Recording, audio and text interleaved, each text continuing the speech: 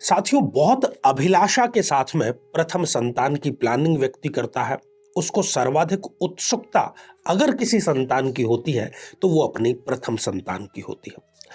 साथियों, ऐसे में कई बार यदि ऐसा योग जन्म पत्रिका में किसी कन्या के निर्मित हो जाए कि जो प्रथम संतान वो कंसीव करेगी वो गर्भपात हो ही जाएगा।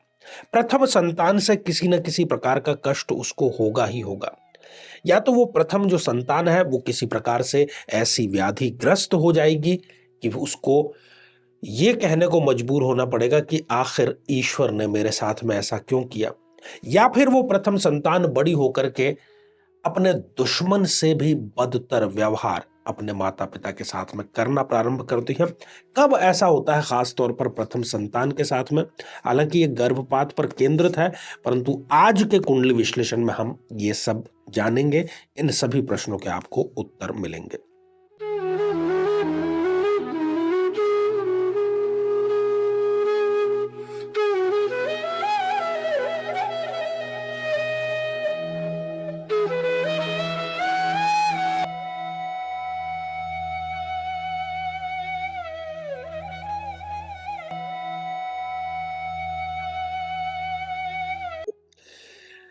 तो मेरे बहुत ही प्रिय और बेहद सम्मानित साथियों, हृदय की असीम गहराइयों से अभिनंदन, बहुत बहुत हार्दिक स्वागत। साथियों, सबसे पहले पंचांग पर हम दृष्टिपात करते हैं, फिर राशि सूत्र पर आएंगे, फिर कुंडली विश्लेषण और अंत में हमारे सम्मानित दर्शकों के कुछ कमेंट्स हम शामिल करेंगे। तो आज 22 जनवरी 2023 है, रविवार, माघ शुक्ल प्रतिपदा है, श्रवण नक्षत्र आज रहेगा, योग वज्र और सिद्धि है, करण किस्तुग्न और बव है। कोई बहुत ही महत्वपूर्ण शुभ कार्य यदि आज आप संपन्न करना चाहते हैं तो अभिजीत मुहूर्त में ही उसको आप शुरू करें। दोपहर के 12:11 से लेकर के 12:54 अर्थात 54 मिनट के बीच में। साथ ही राहु काल से आपको बचने की भी सलाह देते हैं, जो कि शाम को 4:32 से लेकर के 5:51 तक रहेगा। तो साथियों, मेष राशि के जो जातक हैं, आज उनका स्वयं के स्वास्थ्य पर या जीवन साथी के स्वास्थ्य पर खर्च करने का, डॉक्टर से मिलने का, दवाइयों का या किसी प्रकार की जांचें करने का पूरा योग जो है वो बन रहा है। वृषभ राशि के जो जातक हैं वो अपनी स्वास्थ्य से तो चिंतित नहीं रहेंगे, परंतु अपने जीवन साथी के स्वास्थ्य की चिंता आज उनको किसी बिंदु पर गहरे अंतस में किसी प्रकार की चोट की भांति कष्ट पहुंचा सकती है। मिथुन राशि के जो जातक हैं, आज प्रॉपर्टी खरीदने के लिए या किसी भी प्रकार का जो निवेश है वो करने के लिए सर्वोत्तम दिन है। साथियों, कर्क राशि के यदि आप जातक हैं, मैनेजर हैं, टीम लीडर हैं, तो आज आपके नेतृत्व की परीक्षा है और उसमें आपको खरा अवश्य उतरना होगा। सिंह राशि के जातक, आज आपको दान का बहुत अच्छा अवसर मिलेगा और यदि अवसर मिलता है तो चूकना बिल्कुल भी नहीं चाहिए। अपनी श्रद्धा के अनुसार, बल्कि उससे बढ़ करके आपको दान में जरूर भाग लेना चाहिए। कन्या राशि के जातकों को आज मेहमान नवाजी का मौका मिलेगा, खासतौर पर संध्या के पश्चात। तुला राशि के जो जातक हैं, आज उन पर शत्रु हावी रह सकते हैं, तो सावधानी इसी में है कि किसी प्रकार के अनचाहे विवाद में ना पड़े। साथियों, वृश्चिक राशि के जो जातक हैं, आज पूर्व निर्धारित कोई यात्रा जो है वो आज आपकी स्थगित हो सकती है। और धनु राशि के जातक जो नौकरी पेशा है वो अपने अधिकारी की अनदेखी के कारण स्वयं को निराशा में अनुभव करेंगे। साथियों, मकर राशि के जो जातक हैं वो कानूनी विवाद में आज यदि कोई रिजल्ट आने वाला है, तारीख है, किसी भी प्रकार की कोई सुनवाई है, तो वो आपके 100% फेवर में रहने वाली है। और कुंभ राशि की यदि बात करें तो आपकी जो अपेक्षाएं हैं आज को लेकर के, जो आपने निर्धारित किया है, जो आशाएं हैं, वो आज पूर्ण नहीं हो पाएगी। थोड़ा सा निराशाजनक स्थिति यहाँ पर है। और मीन राशि के जो जातक हैं, आज का दिन ये कहें कि मनोरंजन भरा होगा, तो बिल्कुल इसमें कोई भी बात गलत नहीं होगी। तो आइए साथियों, जानते हैं कि प्रथम संतान क्यों कष्टप्रद हो जाती है। ये हम कन्या की जन्म पत्रिका से खास तौर पर बहुत आसानी से देख सकते हैं, समझ सकते हैं। साथियों, ये जो स्क्रीन पर एक जन्म पत्रिका आप देख पा रहे हैं आप लोग, वो तुला लग्न की जन्म पत्रिका है। और तुला लग्न में दो मारक ग्रह, एक तो मंगल जो कि सप्तमेश और द्वितीयेश है, और दूसरा मारक ग्रह स्वयं बृहस्पति जो कि तृतीयेश और षष्ठेश है, दोनों ही पंचम भाव में आकर के बैठ गए। आमतौर पर ज्योतिष का जो सिद्धांत है वो ये कहता है कि यदि मंगल पर गुरुदेव की दृष्टि हो जाए तो मंगल दोष भी समाप्त हो जाता है, मंगल की मारकता समाप्त हो जाती है, मंगल का अशुभत्व समाप्त हो जाता है। परंतु वो सिद्धांत यहां पर लागू नहीं होता, क्योंकि यहां पर गुरुदेव भी एक मारक ग्रह की स्थिति में आ गए हैं। अब पंचम भाव जहां से किसी कन्या के संतान का, खासतौर पर उसके प्रथम संतान के बारे में जानकारी ली जाती है, वहां पर दो दो मारक ग्रह बैठे हैं। जब भी पंचम भाव में कुंडली का मारक ग्रह होगा, ऐसी कन्या के जो प्रथम संतति है वो किसी न किसी कारण से गर्भपात का शिकार हो जाती है।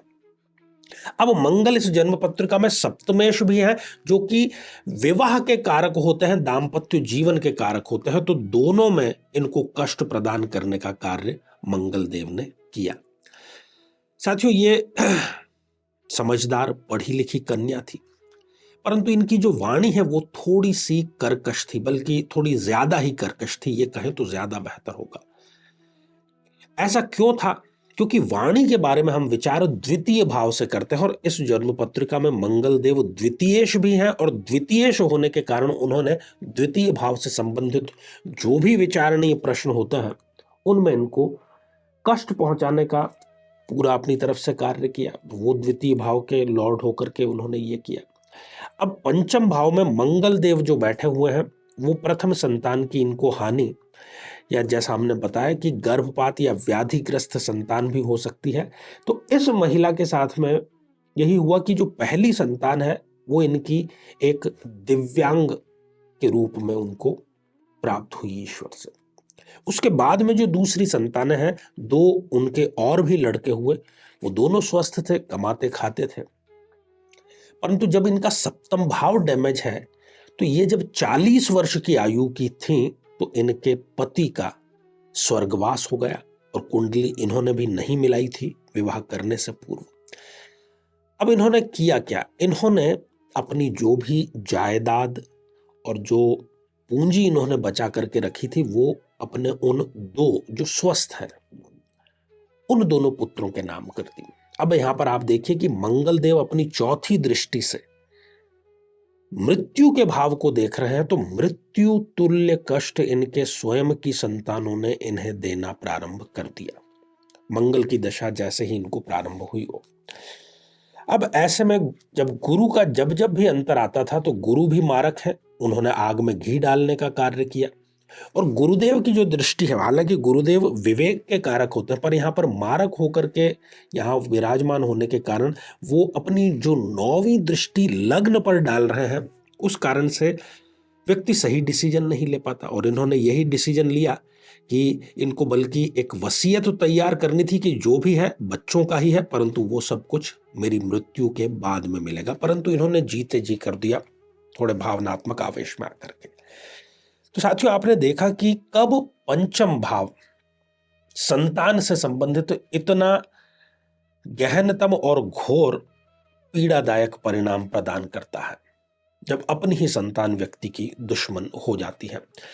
अब ऐसी स्थिति में जो भी मारक ग्रह है, यहां पर कुंडली टू कुंडली ये चीज वैरी करेगी, परंतु यदि मंगल की स्थिति जैसी कि इस कुंडली में है, वैसी अगर किसी कुंडली में है कि मंगल मारक होकर पंचम भाव में विराजमान है, तो ऐसी कन्या को चाहिए कि वो लाल वस्तुओं का दान अधिक से अधिक करे मंगलवार को। मारक ग्रहों का हमेशा दान सर्वश्रेष्ठ होता है।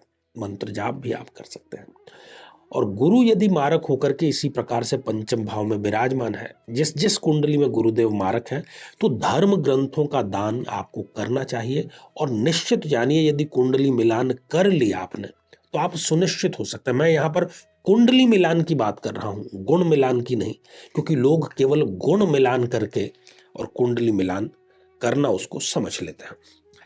तो आइए साथियों, अब हम बढ़ते हैं आज के हमारे कमेंट के चरण की तरफ। और पहला ही जो कमेंट है, ये प्रीति कुमारी जी ने लिख भेजा है कि सर, अगर ऐसी स्थिति में शादी हो जाए तो क्या करें सर, उपाय बतलाएं, हम इसी दोष से पीड़ित हैं। इनके कहने का अर्थ है कि ये मंगली हैं और शादी के बाद में इनको पता लगा कि ये मंगली हैं और इस प्रकार की समस्याएं जो आ रही है, अगर मंगल का कैंसिलेशन नहीं होता है तो समस्याएं आ ही जाती हैं।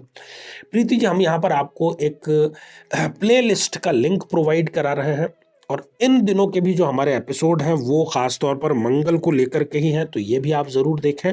और मंगल की जो पूरी प्लेलिस्ट है उसमें जो उपाय बतलाए गए हैं, आप अपनी कुंडली से मिलान करते हुए जो उचित उपाय हैं वो ज़रूर करें।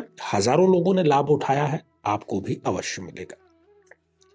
साथियों, अगला कमेंट हुकुम सिंह चौहान जी का है और आपने हमारे द्वारा पूछे गए प्रश्न का बिल्कुल सही उत्तर दिया है, शुक्र ग्रह वीनस। तो आप बधाई के पात्र हैं, ढेर सारी आपको शुभकामनाएं। साथियों, अगला कमेंट मनीष अरोड़ा जी लिखते हैं, आचार्य जी बहुत बहुत धन्यवाद हमारा कमेंट शामिल करने के लिए, आपको हृदय से नमन। चेहरा घी में निहारने के बाद उस घी का क्या करना है, इस्तेमाल में लें या दान करें, कृपया बताएं। देखिए, जो घी आप प्रयोग कर रहे हैं, ये ऋण मुक्ति का हमने प्रयोग बतलाया था। प्रातः उठ करके सर्वप्रथम उस घी में अपने चेहरे की छवि देखनी है, उसका कुछ नहीं करना, उसको रख दीजिए। 3 माह तक आप एक घी का प्रयोग कर सकते हैं। अगर वो जम जाता है सर्दियों में तो उसको गर्म भी किया जा सकता है। 3 माह के पश्चात इस घी को आप बहते जल में समर्पित कर दीजिए और नया घी जो है गौ माता का, वो आप प्रयोग में लेकर के आइए।